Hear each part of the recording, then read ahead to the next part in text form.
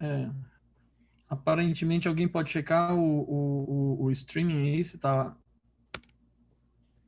Sim, começou o streaming agora. ótimo. Então, mais um minuto a gente começa. Tranquilo. É, Curioso, estava revendo aqui as transferências antigas e parte da apresentação de hoje vem da apresentação que eu fiz há um ano atrás, quando um student chapter na Índia me convidou para participar lá de uma pequena conferência da OSA que eles fizeram. Nesse meio tempo, tivemos a revelação da supremacia quântica, a criptografia via satélite dos chineses e a epidemia de Covid. Definitivamente um ano agitado. é. Bom, então vamos começar a gravação. Paulo, vou começar a gravação aqui.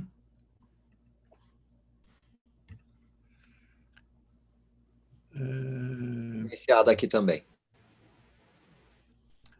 Ok, boa tarde a todos. É um grande prazer que temos aqui conosco, a convite da Comissão de Pesquisa, o professor Marcelo Martinelli, que vai falar aqui para o nosso colóquio de hoje.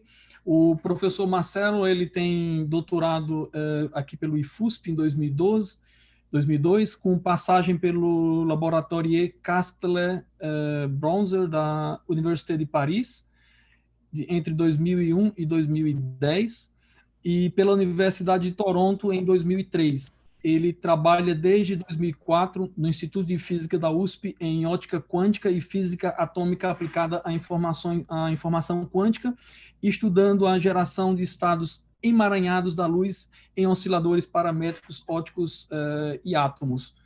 E o professor Marcelo recentemente passou aqui também no concurso de titular do Instituto de Física e vai falar conosco aqui sobre o tema Estudando Informação Quântica com Luz e Átomo.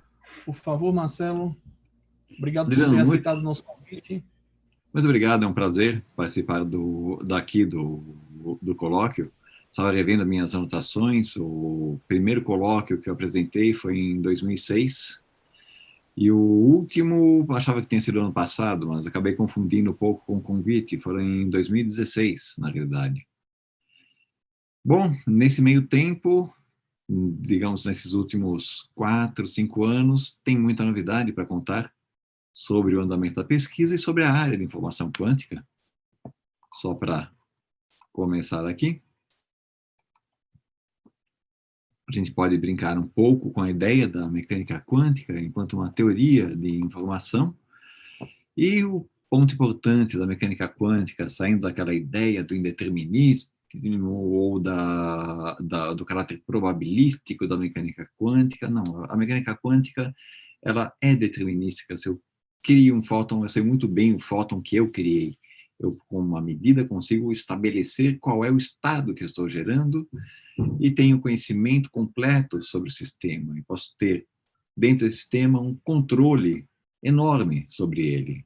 Então, isso me permite usar a mecânica quântica para processar informação.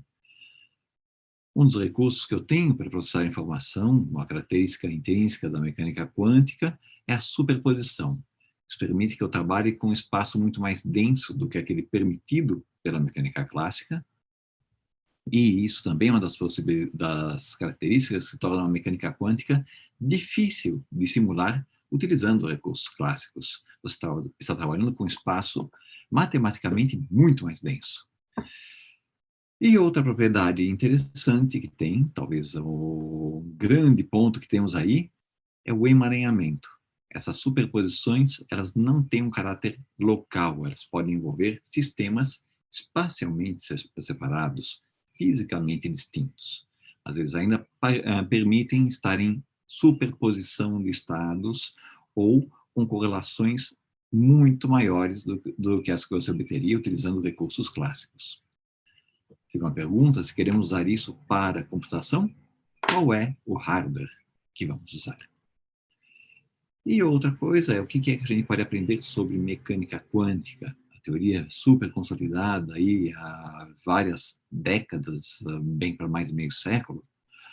Os fundamentos já estavam estabelecidos na década de 30, mas o que é que a gente pode usar em cima disso? Essa é a grande pergunta. E o que a gente teve de ferramentas até agora nos permitiu, em meados do século XX, desenvolver a física de semicondutores, desenvolver os transistores, a integração, desenvolver a fotônica, produzir lasers, que hoje permitem que tenhamos essa rede de comunicação em que cada um de nós está numa sala diferente, num ponto diferente, utilizando computadores, celulares, telefonia móvel e uma rede enorme de fibras ópticas para transportar informação até as nossas unidades de processamento local.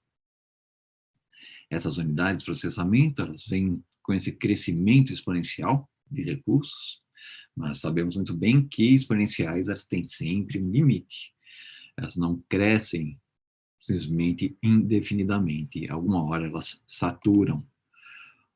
Um ponto que pode nos levar à saturação é justamente o tamanho da porta de um transistor em um chip. A gente não vai conseguir integrar os transistores indefinidamente num chip. Uma hora, a porta vai ficar muito pequena, a densidade de energia vai ficar muito grande, a velocidade de clock já está atingindo uma saturação, que está sendo superada pelo aumento do número de núcleos, mas a expectativa é que em 2050 a gente vai bater num teto. Dá para ir além depois disso? Se a gente mudar o paradigma, sim.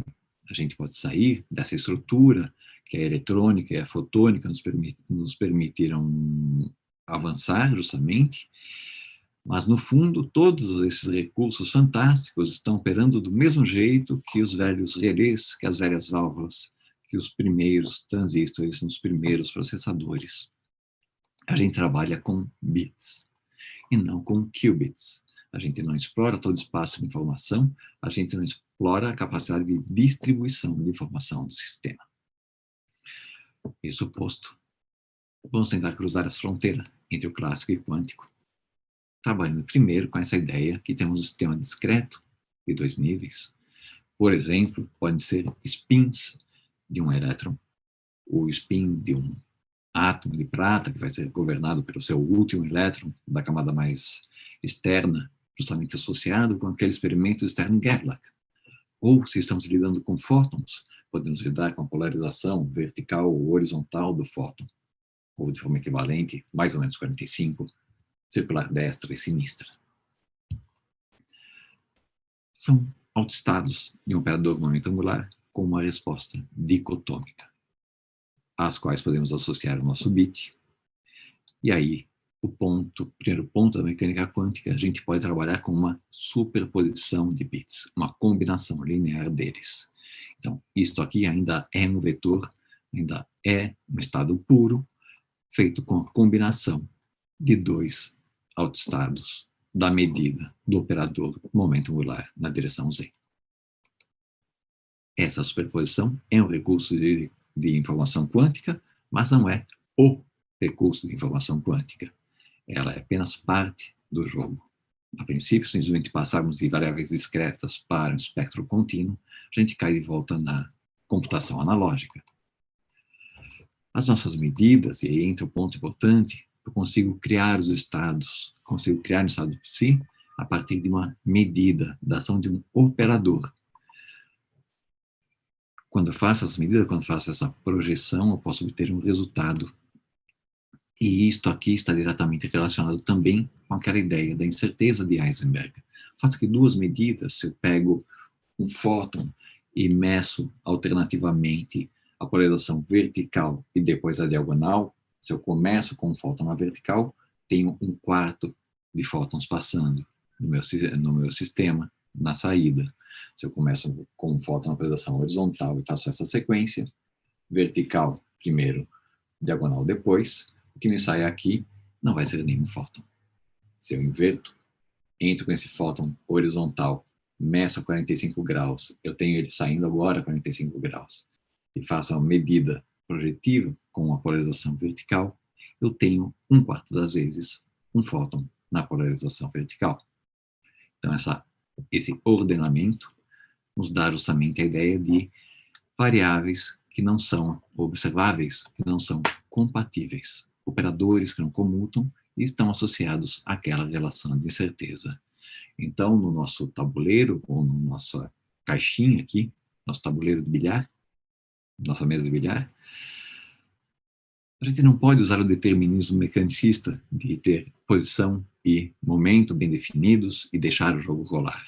Não, a gente vai ter aí um estado de cada corpo, levando a uma incerteza aí na medida possível de posição e momento. A medida afeta a sequência de eventos. E o princípio da incerteza de Heisenberg coloca esse limite último. Há um limite máximo para essa informação, mas isso vem com um troco. A gente não perde informação, a gente não perde capacidade de processamento, na realidade a gente ganha. Por quê? A gente não pode fazer múltiplas cópias, a gente não pode obter toda a informação de estado com uma única medida, a gente tem que fazer a tomografia do estado, então precisamos que quem produziu o estado produza múltiplas cópias para você fazer a certificação e a reconstrução da informação desse estado. Você que recebe o estado não pode fazer múltiplas cópias. Agora tem um ponto muito importante.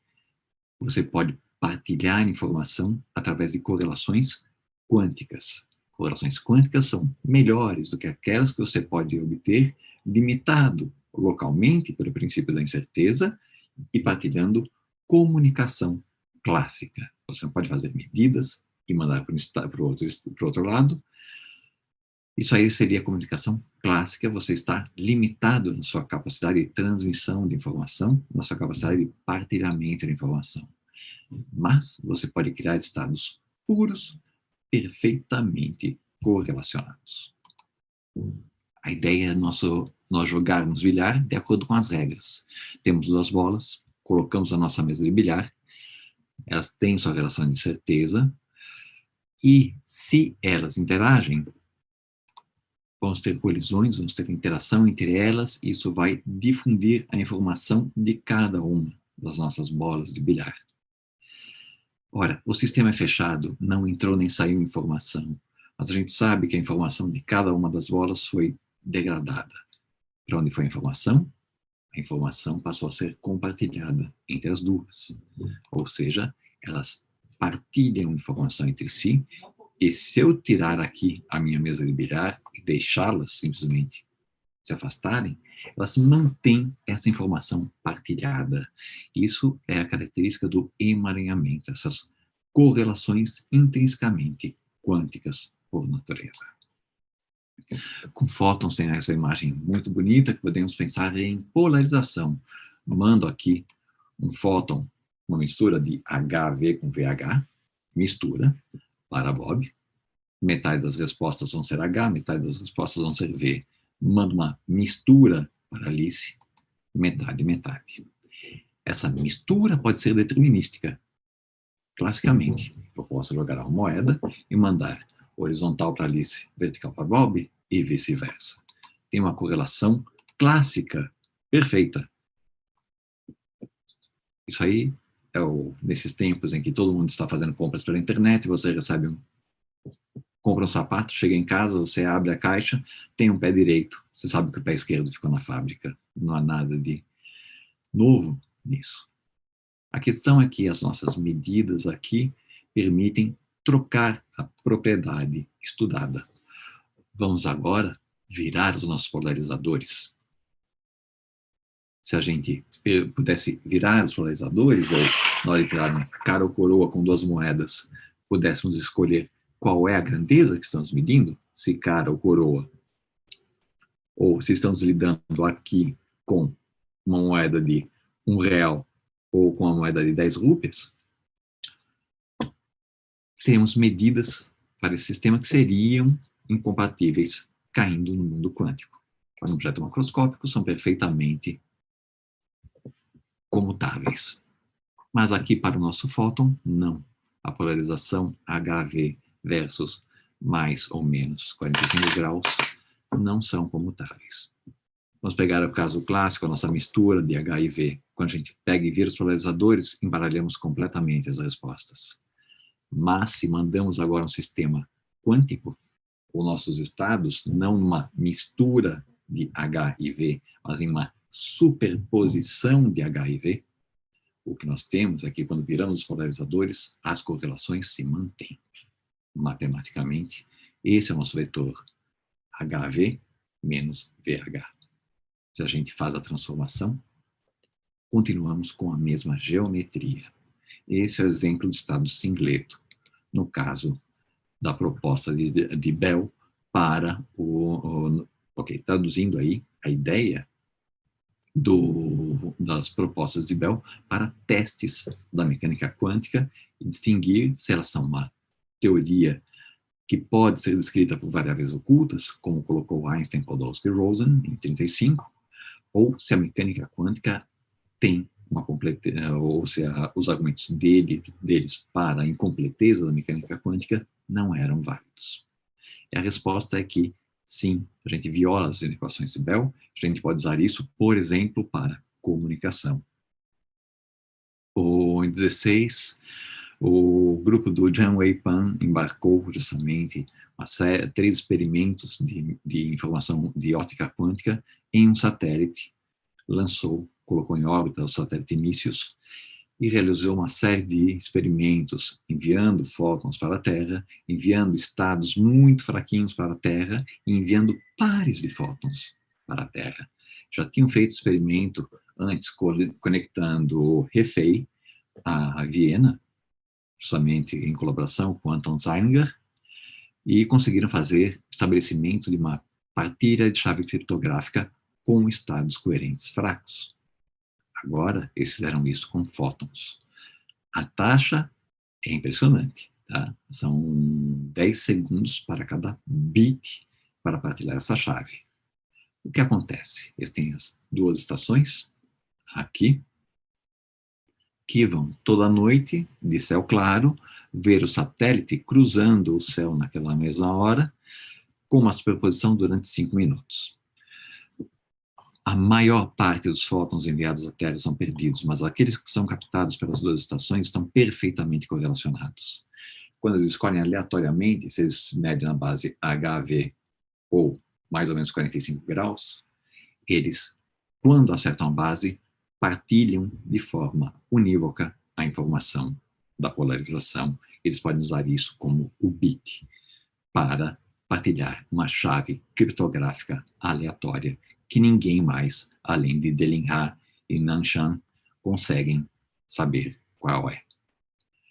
Esse protocolo de segurança pode ser expandido com mais satélites e aí conseguir aumentar esse bitrate para alguma coisa mais razoável. Bom, isso nos dá uma chave criptográfica protegida pelos fundamentos físicos. Isso através da redação de certeza, pela produção de estados muito bem definidos e uso da superposição de estados. Segurança e comunicação é a chave para isso. Você tem redes comerciais usando fibras ópticas para proteção de dados. Há sempre a possibilidade de você fazer algum ataque, mas quando você está trabalhando nesse nível, fóton a fóton, a sua segurança é extremamente robusta. E se você tem aqui a superposição de 2 sistemas, você tem emaranhamento. Como é que isso se aplica à computação? Bom, você tem os limites da computação clássica, que são o espaço e problemas solúveis, aqueles sujeitos a um crescimento polinomial de número de passos de acordo com o número de bits usados. Você tem os problemas ditos insolúveis, ou aqueles em que o crescimento é exponencial com números de passos. Exemplo típico, a fatoração de números primos, a chave de proteção criptográfica usada hoje em dia, em boa parte dos nossos sistemas de comunicação.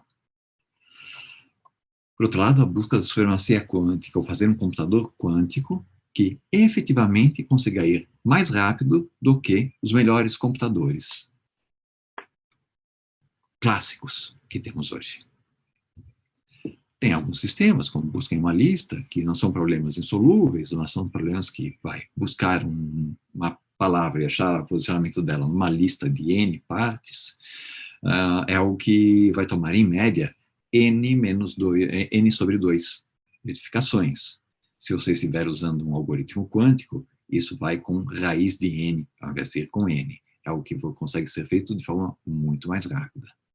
E talvez o mais belo exemplo seja a questão de simular sistemas quânticos.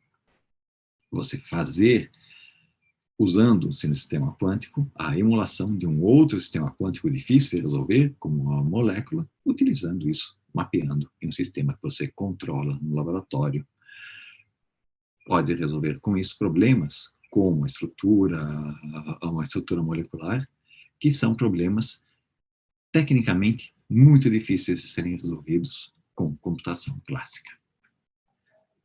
Para exemplo de fatoração em números primos, temos aquele experimento já quase com 20 anos, feito por Isaac Schwang, em que ele utiliza aqui ressonância magnética nuclear e medindo aqui os estados de spin de uma molécula, ele consegue associar com os diferentes estados de spin dos núcleos aqui das moléculas, os seus qubits, e com pulsos fazer a implementação de portas unitárias locais atuando em cada qubit e portas envolvendo 2 qubits. Isso aqui é um ou exclusivo, controlado.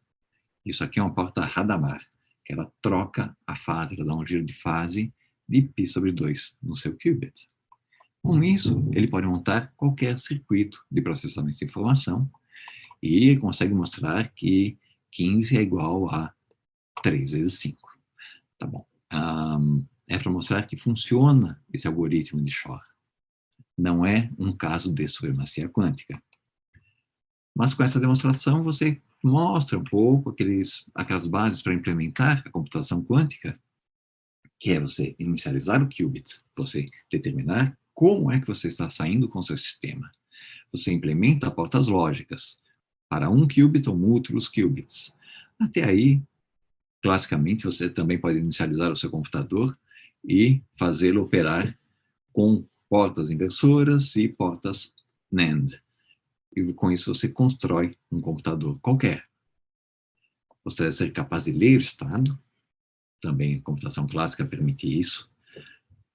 Você deve ser capaz de armazenar essa informação e transferir entre diferentes partes. E a computação quântica, ao contrário da computação clássica, não permite copiar. Puxa, esse é o problema. Justamente isso é o preço que você paga para ter essa capacidade de emaranhamento como recurso computacional. Seria bom se a gente tivesse escalabilidade ou pudéssemos aumentar o tamanho do nosso computador com o tempo, com um custo que não crescesse de forma muito rápida ou exponencialmente, mais uma vez. E você tem que ter um sistema que seja resistente, ou que permita redundâncias para correção de erros. O problema nesse sistema é sempre o tempo de vida da superposição ou a descoerência do nosso qubit. Bom, isso posto, depois da primeira revolução do uso da mecânica quântica para produzir novos instrumentos, agora é o uso da mecânica quântica para produzir uma nova computação, um novo processamento de dados. Tem esse artigo, justamente, do Jonathan Dowling, de 2003. É uma tristeza muito grande. Jonathan Dowling faleceu esse ano. Era um excelente expositor, realmente um apresentador brilhante, uma mente brilhante. E tem esse livro dele sobre a questão de quais são os prognósticos, quais são as perspectivas para o processamento quântico de informação. Você tem vários candidatos competindo. Você tem vários investimentos ocorrendo ao redor do mundo, seja na Europa, seja nos Estados Unidos, seja na China. E entre os candidatos, você pode trabalhar, por exemplo, com íons. O que vocês veem aqui é um pequeno chip do laboratório do Chris Monroe, em que você tem aqui 53 átomos ou 53 íons de térmio presos num potencial elétrico, composto de parte eletrostática, parte elétrica alternada. Então, você tem aqui essa fieira de átomos que você pode endereçar com feixes ópticos. E, com isso, executar essa hamiltoniana, acoplando esses spins. Aqui, no caso específico, significa, assim, 2 estados eletrônicos possíveis do seu átomo. Então, é um sistema de 2 níveis, chama de spin, mas não é efetivamente o spin, é um sistema de 2 níveis que você tem. Então, esse seu qubit, ele está sujeito a essa interação entre sítios vizinhos e uma interação aqui, como se fosse um campo magnético efetivo atuando em cima do seu sistema. O que eles mostram é que, jogando com o parâmetro de acoplamento e com esse campo de fundo, você consegue fazer a engenharia aqui do seu sistema e verificar como se formam os domínios, chamamos de domínios magnéticos, dentro desse sistema, dessa cadeia de spins.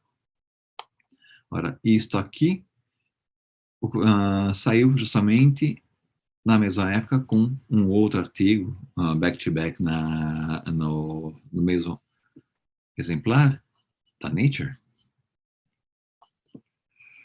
Eu vou vendo aqui, não íons, mas átomos de Rydberg, átomos extremamente excitados, em que o seu elétron está realmente com um momento angular muito alto, um nível orbital muito alto, ou seja, seu átomo passa a ter um raio muito grande.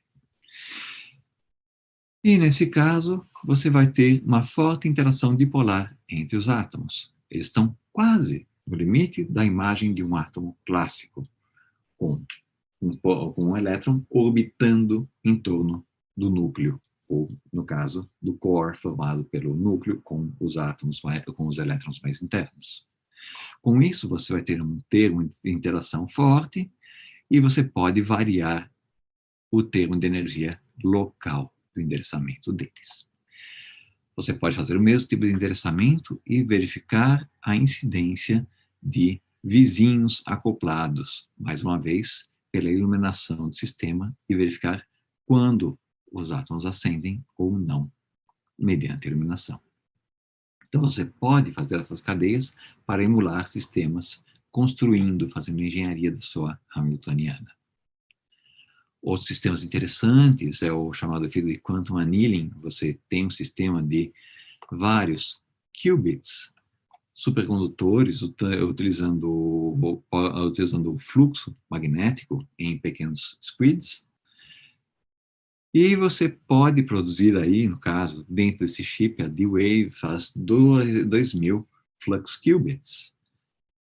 A discussão é quão emaranhado está o seu sistema para esses 2.000 qubits, e o que eles podem fazer nesse caso não é um processamento universal, eles não conseguem implementar pautas lógicas, mas eles conseguem fazer uma minimização, achar o ponto menor de energia em um landscape, em um espaço envolvendo esses potenciais, com potenciais distintos e trabalhando com acoplamento de primeiros vizinhos, nesse conjunto aí de 2.000 qubits. Se você consegue traduzir o seu problema em um problema de minimização, D-Wave consegue resolver. Mais versátil é a proposta feita, entre outros, pela IBM. O que eles usam? O mesmo tipo de um flux qubit, mas aqui é o chamado transmon. Então, eles têm uma junção Josephson com um capacitor acoplado a uma temperatura de 15 millikelvin. Então, eles têm aqui algo como 14 qubits acoplados aqui por transformadores de micro-ondas em uma rede. Você pode acessar alguns desses vários computadores. Os computadores de 5 qubits estão abertos para uso público para você implementar portas lógicas nesses sistemas, investigar o comportamento desses sistemas, jogando com esses qubits e implementando manipulação de portas locais e portas CNOT. Por exemplo, Chris Monroe, mesmo lá dos íons, ele pegou e fez essa implementação de uma porta Toffoli, em que você tem aqui um ou exclusivo combinado com o resultado de A e B, então você vai ter a mudança do seu bit aqui em C apenas quando A e B forem 1. Então, essa aqui é uma porta unitária de 3 qubits. Eles fazem o teste, implementam isso com um sistema de 5 qubits da IBM e fazem isso com 5 íons do sistema de aprisionamento deles e mostram que a fidelidade do sistema com íons é maior. A vantagem que os íons têm é que todo íon é igual. Todo átomo é igual ao átomo de um outro isótopo. Já esses qubits aqui com esses transmons, esses dispositivos, eles cada um tem uma certa frequência de operação um pouco distinta. Isso leva a uma certa decoerência, uma certa defasagem na atuação e no acoplamento entre eles. Então, essa proposta do Chris Monroe tem a própria iniciativa, a própria empresa, com ações na bolsa, buscando aqui essa implementação desse computador quântico com íons. Mas, recentemente, ano passado, no final do ano passado, surgiu as novidades do lado da Google. Eles estavam investindo aqui com um chip com 72 portas, um processador quântico com 72 qubits acoplados. Eles não conseguiram fazê-lo funcionar ainda tão bem quanto queriam, mas eles conseguiram, justamente liderados pelo John Martinez, fazer o Sycamore, demonstrar o primeiro caso de supremacia quântica. O que acontece aqui? Você tem aqui 53 qubits, um deles estava com defeito, cada um deles está acoplado aqui por um outro transmon aos seus vizinhos, e eles fazem o teste de colocar portas de acoplamento entre os vizinhos, portas determinísticas, como essas aqui, e portas aleatórias unitárias. O que eles estudam é, partindo de um conjunto inicial de todos os bits em 0, para onde evolui o estado depois de m passos sendo aplicados. A princípio, você vai ter uma evolução desse sistema, produzindo aqui uma certa população distribuída em todo o sistema. E isso vai depender, essa rota vai depender aqui da sequência de passos aplicados que você tem. Uma rota como essa, desse tipo de acoplamento, primeiro os verdes, depois o ciano, depois azul, depois o roxo, ela pode ser simulada classicamente. Basta inverter essas duas células aqui e a simulação clássica em um computador começa a fugir com o seu tamanho de sistema e número de ciclos que você está implementando. Veja só, aqui a verificação clássica para 53 qubits começa a demorar 5 horas. Se você for aumentando o número de passos, você pode ter uma semana para fazer a simulação do seu sistema. Se você utilizar, isso era o sistema de computação clássica que eles tinham. Eles assumiram que, usando o melhor computador possível da IBM, demoraria apenas 2 horas. Aumentando aqui para 16 passos, apenas 4 anos. Com 20 passos, 10.000 anos.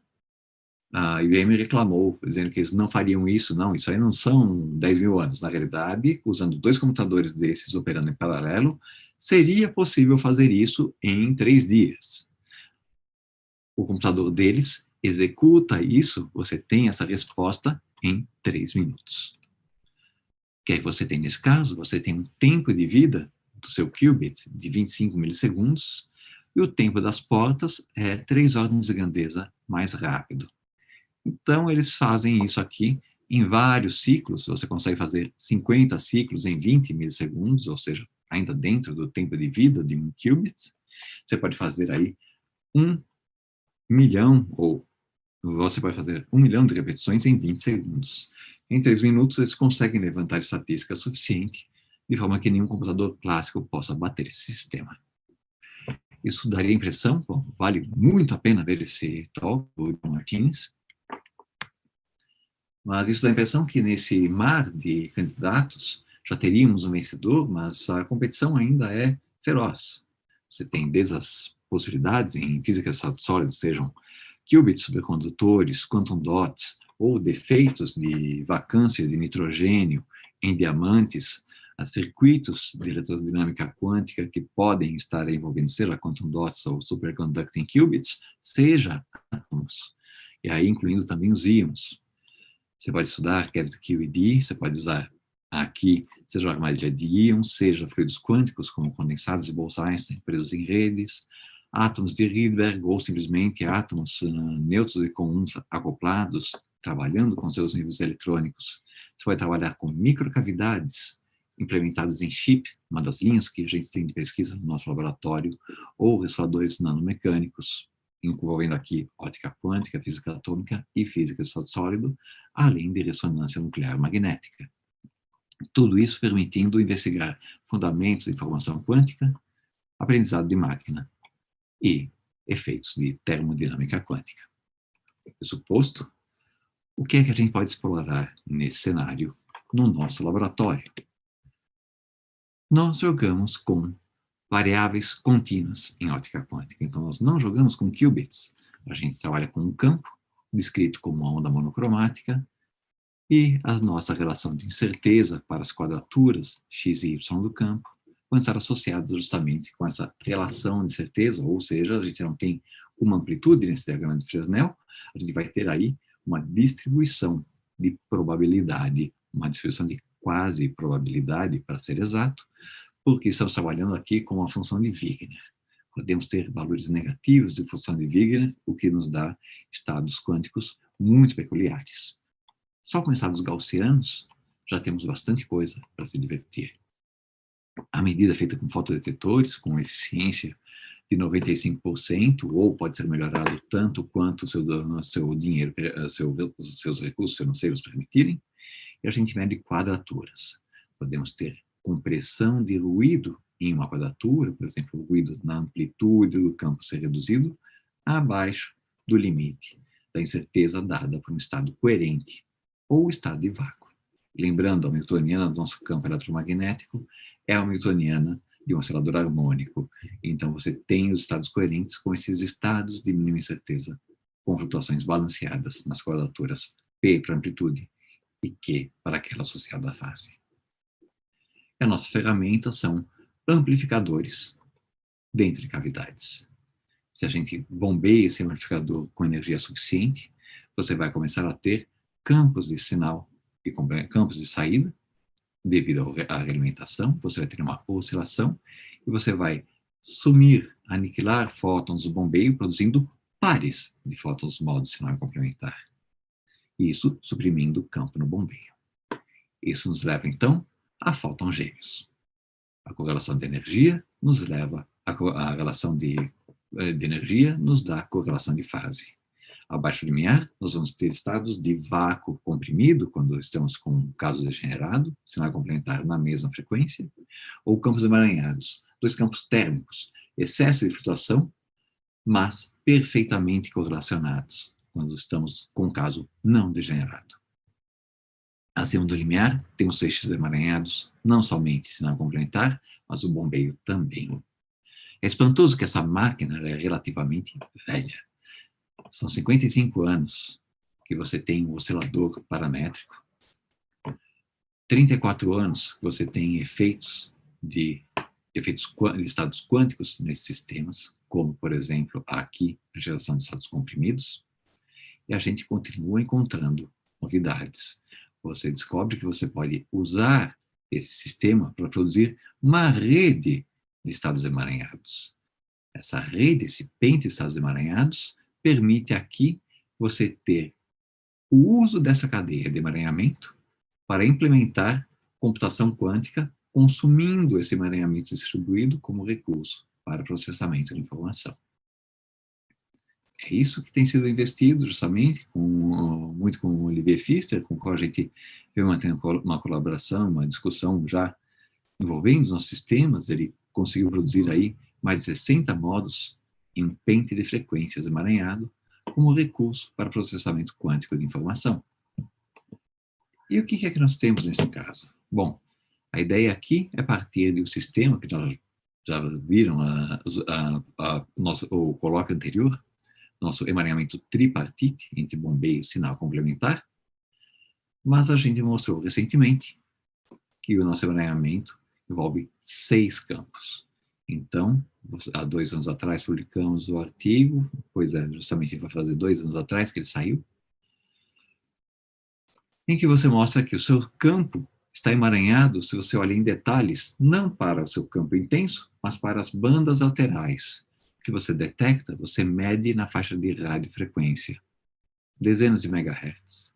Então, se você olha em detalhes a banda lateral, você vê que as bandas laterais estão emaranhadas, cada portadora, por exemplo, do sinal, tem uma banda lateral superior, upper, e uma outra inferior, lower. Então, você tem esses 6 modos aqui acoplados, seja por geração de partes de fótons, seja por troca de fótons entre bombeio e convertido. Claro, tem reservatórios térmicos que degradam nossas correlações, é o jogo deles que vai nos dizer qual é o nível de emaranhamento que nós temos. Esse é um tema que estamos estudando justamente com Oliver Pfister, para verificar qual é a possibilidade de termos estados cluster nesse sistema, ou seja, estados que podemos usar para processamento quântico de informação. Esse estudo nos deu recursos para investigarmos outros limites. O OPO deve ter um comportamento um pouco exótico quando você passa ele do limite abaixo para acima do limiar. Aqui é logo abaixo do limiar, aqui exatamente no limiar e aqui logo acima. A resposta às correlações dos campos, aqui as quadraturas x e y, p e q, de cada um dos feixes, elas vão acabar evoluindo de um estado aqui com excesso de ruído centrado em 0 para esse estado aqui, essa forma de vulcãozinho. Não é um estado com um valor de função de Wigner negativa, mas é claramente um estado não gaussiano. Se você olha as correlações, agora você passa a ter uma distribuição aqui com 2 modos aparecendo para suas correlações entre as amplitudes do campo sinal e complementar. Mas para investigar isso, você precisa de um ganho muito grande para o seu amplificador. Cristais não vão ter esse ganho tipicamente. Decidimos, então, mudar o nosso paradigma, passar a trabalhar com mistura de 4 ondas em vapor de rubídio. O grupo do Paulette demonstrou aí, há coisa de 15 anos atrás, que uma ideia brilhante, você usando aqui um campo intenso e bombeio, uma pequena semente, você tem uma amplificação por um fator de 600% em uma nuvem atômica. O jogo é se aproximar o suficiente da transição para aproveitar justamente a transição atômica como a não linearidade intrínseca para acoplar o campo de bombeio, no caso usando 2 campos de bombeio, em uma configuração duplo lambda. O campo de bombeio vai produzir um campo de prova, aqui acoplando os níveis hiperfinos F2 e F3, e vai acoplar também o nível F3 de volta com um campo conjugado ao nível F2. Então, você vai ter um processo de mistura de 4 ondas, uma amplificação paramétrica. Seu bombeio pode ser tratado classicamente, você vai ter a produção e a aniquilação de pares de fótons nos modos sinal complementar. Antes de ser o concomitante com a ideia, com a execução experimental, precisamos saber fazer as contas. Então, justamente, o Breno, agora na UFABC, estava supervisionando aqui o doutorado da Raíssa e da Bárbara, fazendo a comparação dos OPOs com meio Q2 e com meio Q3. No meio Q2, aniquila-se um fóton bombeio e produz um par de fótons semi-complementar. No Q3, aniquila-se um par de fótons bombeio para a produção do par semi-complementar. Resolve-se o caso clássico, aqui Q2, aqui Q3, aqui ressonância tripla para bombeio semi-complementar e aqui ressonância apenas para os feixes convertidos. Nota-se aqui que a resposta é muito parecida, você tem um máximo de eficiência de conversão perto de 4 vezes acima do limiar, exceto no caso Então, você tem uma passagem simples aqui, cavidade ressonante para sinal complementar, e o bombeio passando. Nesse caso, tua conversão e eficiência, ela cresce assintoticamente para 1, sem atingir um máximo. Características comuns: todos esses campos apresentam squeezing do campo de bombeio, a fase dele é comprimida, exceto esse caso duplamente ressonante. Você tem uma faixa de compressão e depois excesso de ruído. E todos eles vão apresentar uma compressão de amplitude, do ruído de amplitude para os campos convertidos. Mais uma vez, baixa. Aqui a nossa potência de bombeio, normalizada pelo limiar de oscilação. Vamos dar um passo além. Outra assinatura de natureza quântica é o emaranhamento bipartite entre sinal e complementar. Justamente aquele caso do emaranhamento proposto por Einstein, Podolsky e Rosen. Todo mundo é emaranhado, exceto aqui, nosso campo de bombeio, passando com o sinal e complementar ressonantes no meio Q3. Nesse caso aqui, a gente tem uma perda de emaranhamento, cruzamos essa linha aqui, esse limite, para um domínio clássico, olhando somente para o sinal complementar, o que pode até parecer uma má notícia, mas, lembrando, é um sistema unitário. Significa que a informação que não está aparecendo aqui foi para algum lugar. Parte dela foi para o campo de bombeio. Se olharmos para o campo de bombeio, nós vemos aqui que você tem aqui essa linha azul e essa linha roxa nos dão emaranhamento de bombeio, sinal complementar, nosso emaranhamento tripartite. Você vê mais uma vez que você tem uma perda de emaranhamento aqui. E a notícia aqui, se você vai para o emaranhamento hexapartite, ele está emaranhado todo o caminho, inclusive com violações muito fortes nessa região, que no caso anterior nos davam perda de emaranhamento. Para esses sistemas unitários, toda vez que você perde o emaranhamento, você perde essa correlação quântica em uma parte do sistema, significa que você está partilhando informação com outra parte do seu sistema. Isso nos deu subsídio para o nosso estudo experimental. Então, conseguimos fazer o primeiro OPO, mostrando efetivamente uma geração de correlações quânticas, ou seja, feixes gêmeos, em colaboração com Alberto Marino. Foi aluno do Paulette e avançou muito nesse processo de mistura de 4 ondas, e com as discussões com ele, foi possível montar essa cavidade em anel. Você tem um campo de bombeio, faz uma passagem simples, entra por esses polarizadores, e aqui, essa cavidade em anel, você tem os seus feixes sinal complementar saindo, separados por 2 vezes a separação hiperfina do sistema atômico, ou seja, 3 GHz. Esses campos são separados aqui no Mach-Zehnder, você põe um atraso neles, então tem interferência construtiva numa saída e destrutiva para um dos modos. Por exemplo, esse modo Idler, ele tem interferência destrutiva numa porta, sinal vai ter interferência destrutiva na outra porta. Com isso, você separa os 2 feixes, joga no analisador espectro, faz a subtração, você consegue trabalhar com uma finesse.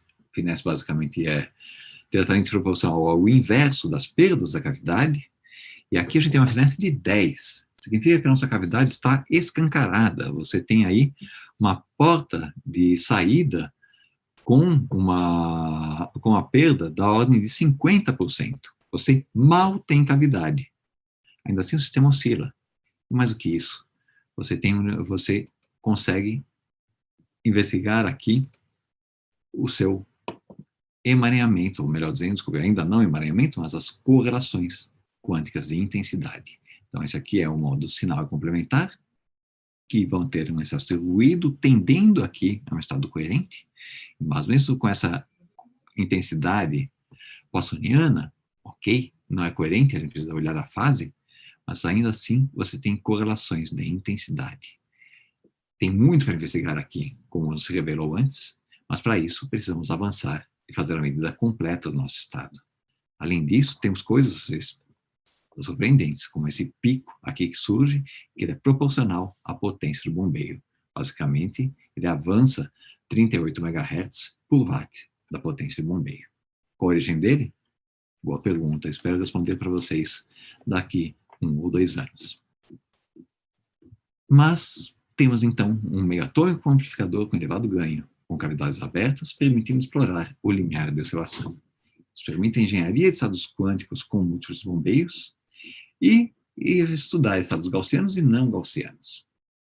Podemos, com essas cavidades abertas, ou em passagem simples mesmo, usar um bombeio com múltiplas frequências e produzir uma escada de modos emaranhados. É esse o trabalho do Raul no seu doutorado, agora em andamento, rodando lá no laboratório com a volta da quarentena. Isso é uma parte da história.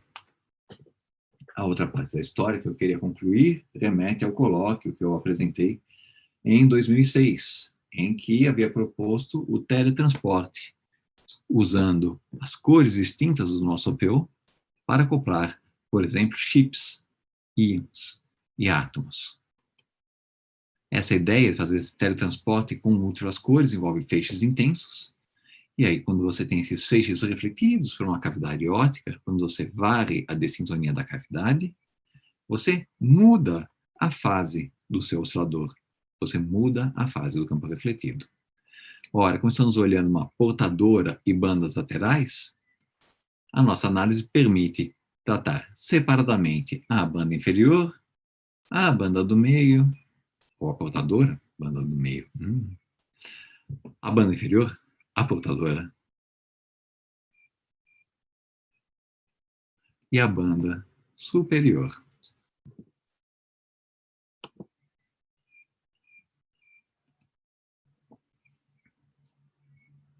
Ora,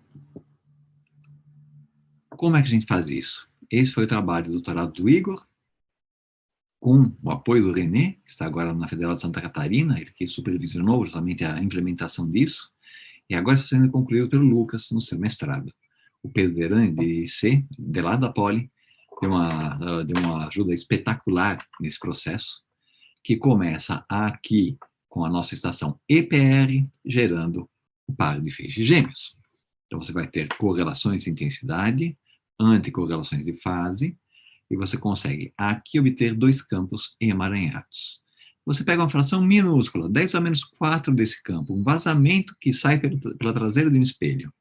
E aqui, Victor, o verificador, vai pegar esse estado coerente, modulando, produzir um estado coerente nas bandas laterais.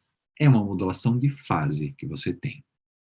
Equivalente àquelas imagens que nós temos lá de um batimento de um oscilador harmônico, você vai ter aqui essas 2 bandas laterais, levando a um estado como esse, com um excesso na variância na quadratura Q. Esse é o estado que você vai jogar, e ali você vai fazer uma medida. Ela vai interferir isso no divisor de feixe, medir a quadratura P de um lado, a quadratura Q de um outro. Ora, se a Alice estivesse fazendo isso simplesmente utilizando um estado coerente, ela ia adicionar ruído, uma unidade de ruído de vácuo no processo de medida, porque ela está medindo simultaneamente grandezas que não comutam, P e Q. É o custo que se tem de fazer essas medidas simultâneas. Como ela está fazendo isso com um estado emaranhado, ela está juntando muito mais ruído. Então, isso é ótimo. Ela perde informação sobre o estado criado por Victor. Ela vai ter aqui um excesso de ruído. Ela até consegue ver o valor médio, serve para a gente certificar o ganho, mas vai ter um ruído enorme em cima. Ela manda essa informação para Bob, que vai fazer a modulação do campo recebido do lado dele. Ele modula a fase, troca a fase por amplitude e modula novamente a fase desse campo virado. A outra etapa é Victor, o verificador. Ele sabe o estado que ele escreveu. Ele vai ler e comparar o estado lido no final com o estado que ele escreveu. Se você tem apenas recursos clássicos, você vai ter esse pico de transmissão aparecendo. O valor médio vai dar essa flutuação aqui, envolvendo as bandas laterais. E a variância vai estar aqui em torno de 3 unidades de vácuo. Por que 3 unidades de vácuo? Uma unidade do estado coerente que Victor produziu. Uma unidade da medida de Alice. E isso ela vai mandar para Bob pegar um estado coerente e deslocá-lo.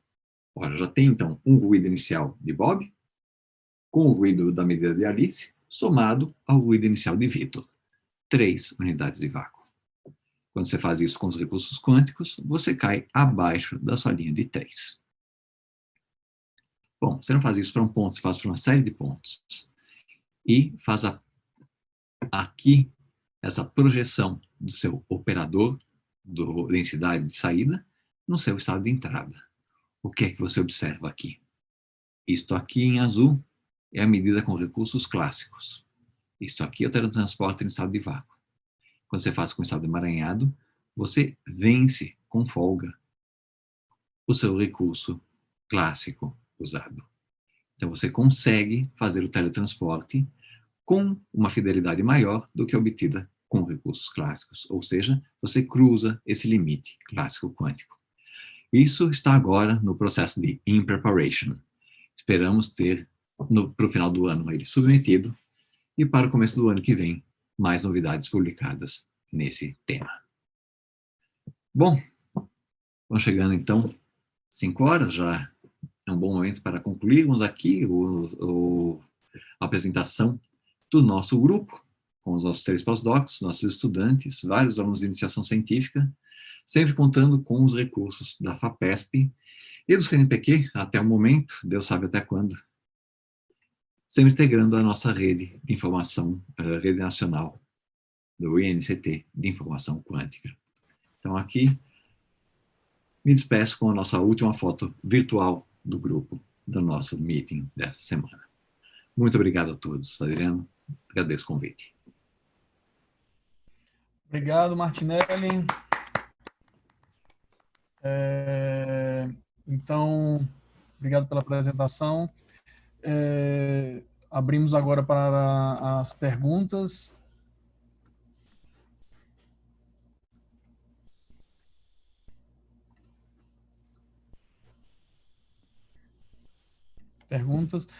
Martinelli, eu tenho uma pergunta aqui. Quando a gente vê essa ideia de computação quântica, isso na realidade é uma pergunta que sempre surge quando a gente fala nesse tema, é a distância, né? Obviamente, quando você apresentou isso há um ano e pouco atrás, essa pergunta também foi feita, mas a gente sabe que esse tempo que a gente vai visualizar mesmo um computador utilizando essas informações quânticas, atuando, né? Usando isso na prática, existe algum horizonte diferente do que existia há um tempo atrás, há pouco tempo atrás?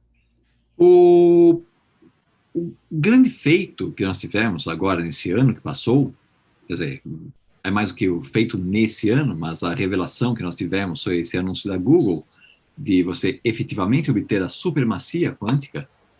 Tudo bem, o que você tinha era o computador executando uma tarefa que para ele é muito simples, ou seja, implementar portas aleatórias e verificar como você sai de um estado inicial para uma distribuição final de estados homogênea, coisa que um computador clássico demora naturalmente muito tempo para fazer, e ele está rodando, digamos, um algoritmo, isso aí, quer dizer, fazer isso em presença de descoerência. Ora, o computador estava rodando isso justamente em presença da própria decoerência que ele tem. Então, é algo que, intrinsecamente, ele iria mais rápido. Mas é a primeira demonstração de alguma conta que você faz mais rápido, quanticamente, não em menor número de passos. Fatoração, por exemplo, você demonstra, o que Sean demonstrou, foi que você faz em menos número de passos do que você faria pegando 15 e sair dividindo, testando primo por primo antes. Então, o processo em si, ele é feito em menos passos. Isso é matematicamente sabido. A questão é, implementar esses passos é factível? E o que eles demonstraram aqui? Sim, é factível e é rápido. Então, você tem esse recurso poderoso aparecendo agora. Você já tinha demonstrações anteriores do Andrew White, mostrando basicamente o cálculo do nível de energia de um átomo de hidrogênio ligado. Ora, tudo bem, isso é o tipo de coisa que a gente aprende lá no curso de física atômica, que é um dos poucos problemas que você consegue resolver na ponta do lápis. Mas aí conseguiu implementar isso utilizando uma computação quântica fotônica, utilizando fótons. Recentemente saiu um resultado em que você consegue fazer também a determinação de níveis de energia utilizando o computador quântico.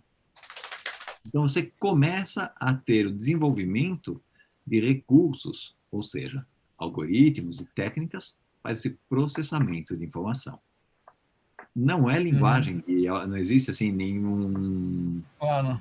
Não existe nenhum processo aí de um Java quântico, mas você ainda está em linguagem de muito baixo nível. Você está construindo, ou para o pessoal que é da área, suas unidades de lógica aritméticas. Para o pessoal que lembra o que era uma CPU lá por dentro, que viu os E80 em priscas zeros. Mas você mostra que você consegue fazer as unidades de lógica aritmética e consegue realizar o processamento de informação. Claro, não vai ser uma arquitetura que tem memória que você endereça e guarda a coisa, porque o tempo de descoerência é um problema. Legal. Então, continuamos aqui abertos a perguntas. Eu vi que alguém levantou a mão.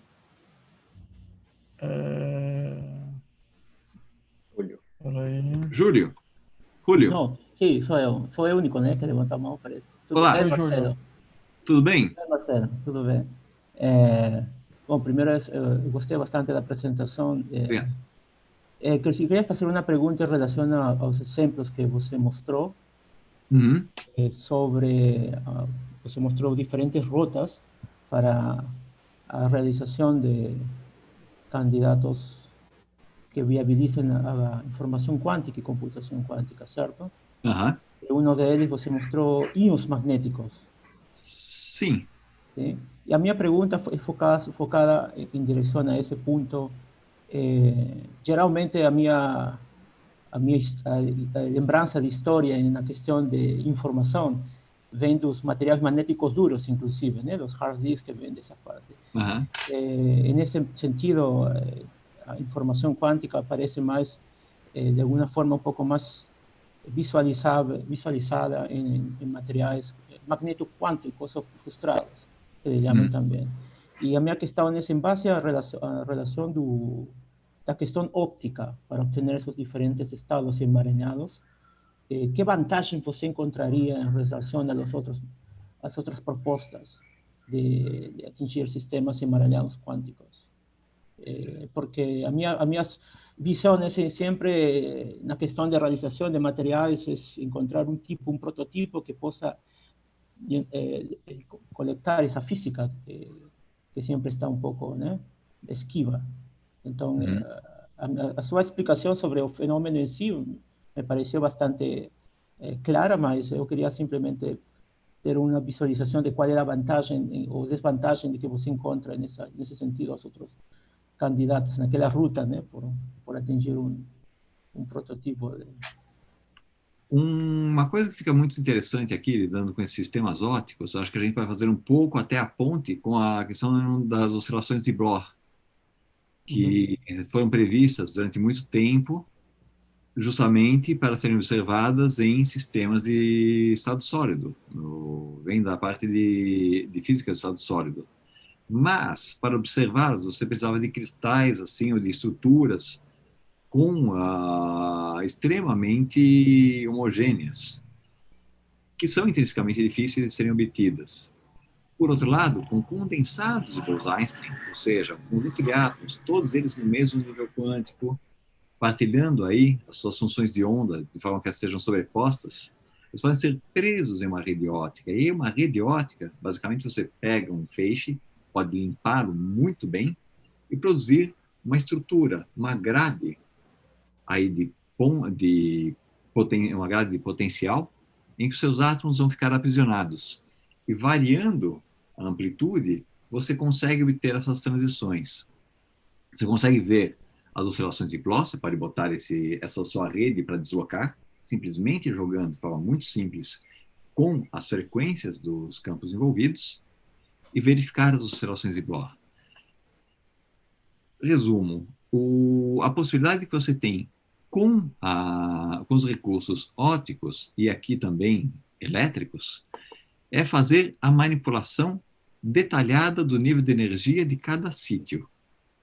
Então, você consegue fazer essa manipulação com um grau muito grande de pureza, você consegue realmente seguir aqui com uma fidelidade muito grande a engenharia desses seus termos de acoplamento. Então, isso aí permite você usar para emular um sistema, por exemplo, um sistema de estado sólido. Essa que é sempre a ideia por trás disso.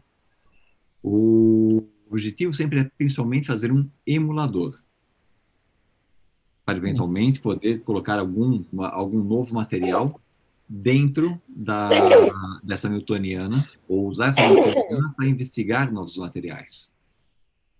Não sei se deu para... Não, deu para entender. E a questão, então, seria interessante, você está mostrando naquele slide, a hamiltoniana do modelo de Ising, certo? A questão é que existem outros sistemas, inclusive magnéticos quânticos, que mostram estados com mais embaralhamento.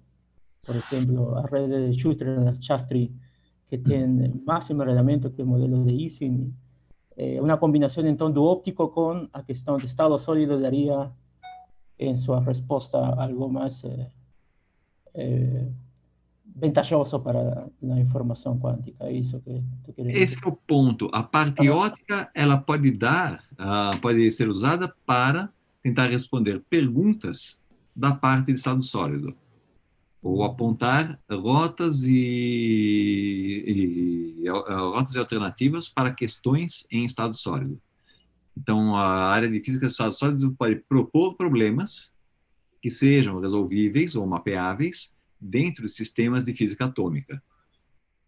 E, em contrapartida, da parte de estado sólido, você pode encontrar sistemas que você consegue implementar essas ideias da mecânica quântica para traduzir, ou não na mecânica quântica para entender como funciona o sistema de estado sólido, mas para fazer um pouco, como foi o caso aí dos qubits supercondutores. Você basicamente faz uma engenharia do seu átomo. Você faz uma engenharia do seu sistema de 2 níveis.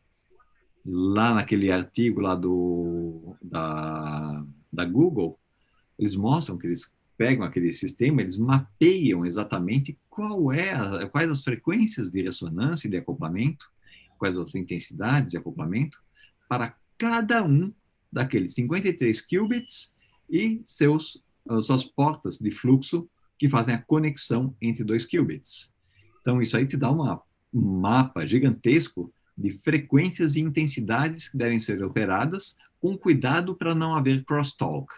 E você operar um e acabar vazando informação, vazando o sinal para o outro. Então, esse aí que é o ponto. Você conseguir saber qual a melhor arquitetura para fazer essa engenharia do seu processador de informação. Entendi. Obrigado. Obrigado. Mais alguma pergunta? O Vaninho, estou vendo que o Vaninho abriu aqui o... Opa, levantou a mão. Boa tarde, Vaninho. Boa tarde. Me escuta?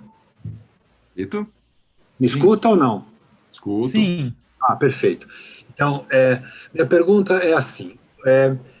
Um sistema de oscilador harmônico com N graus de liberdade tem N modos normais. E você pode descrever o movimento geral dele como uma superposição dos N modos normais. Então, imagine um sistema de N corpos acoplados. Eu olho para um corpo e do movimento desse um corpo eu deduzo dos outros N-1. Teoricamente, você acha os modos normais, a configuração do modo normal.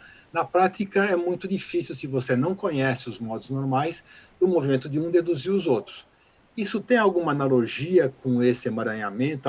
Até onde vai a analogia? Onde ela rompe? Como tem uma ligação?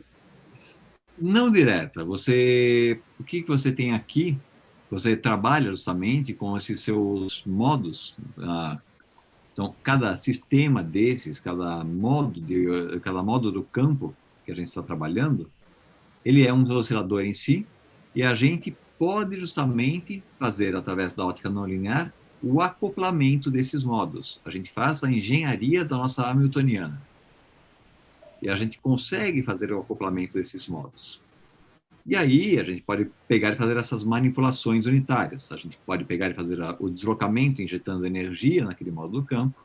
A gente pode ver como essa energia é transferida para outro modo. E isso aí não é só a transferência clássica de energia, mas também a relação de incerteza de um para o outro acaba sendo transferida, então você tem essa transferência de informação. Nesse caso, como estamos com modos ópticos, a temperatura de fundo ela pode ser desprezada, a menos que haja o acoplamento via meio físico, os sons são um problema, mas na maioria das vezes a gente pode desprezar para o efeito da ótica a temperatura ambiente. Então você faz esse acoplamento dos modos. Na verdade, você parte do conhecimento dos seus modos e faz a engenharia do acoplamento entre eles. Essa que é a ideia que está lá no projeto do Raul. Você produzir essa rede de modos acoplados, manipulando esses graus de liberdade, manipulando o acoplamento. Ok, obrigado. Obrigado pela resposta. Mais alguma pergunta? Mais alguma pergunta? Bom, não tendo mais perguntas, eu gostaria que todos tirassem. Aliás, tirei todo mundo do mudo e gostaria de todo mundo aplaudisse aqui. Obrigado. Obrigado. Bom. Obrigado. Muito obrigado pelo convite. Espero vê-los em breve, possivelmente para o ano que vem. Também. Enquanto isso, estamos nos vendo remotamente. Então tá bom, Paulo. Marcelo. Abraço a todos. Até semana que vem. Até mais. Até mais.